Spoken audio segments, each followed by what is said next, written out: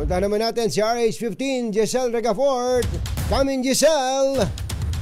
Katunying umapi na naman yung ilang jeepney driver kay Pangulong Bongbong Marcos na tugunan yung pagtaas ng presyo ng mga produktong petrolyo. Pero malamig naman sila sa panawagan ng ilang kasamahan na magtaas ng pamasahe dahil mababaliwala lamang umano ito kung wala namang puknatang oil price hike. Kahit po kasi magmahal ang pasahe, natatalo naman sila sa malakihan taas presyo at halos hindi maramdamang rollback.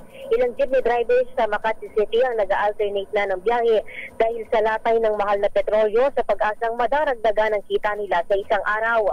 Bukod dito, idinadaing din ng mga tsuperang malalang trapiko sa Kalakang, Maynila at ang naglipa ng ride-hailing app na mas tinatangkilik ngayon ng mga mananakaya. Pakinggan natin yung bahagi ng ilan nating panayam. Mas maganda pa nga. Magbaba, basta baba din, diesel. Talo tayo eh. Pagtaas pa masahe, ubus din eh.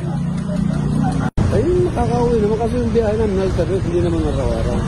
Yung biyahe na yung kanabukasan wala. Bakit po? Hindi kung araw-arawin namin, hindi kami kikita, marami kami mga biyahe. Ito si Giselle Regafort para sa DZRH, una sa Pilipinas, una sa Pilipino. Thank you, Giselle!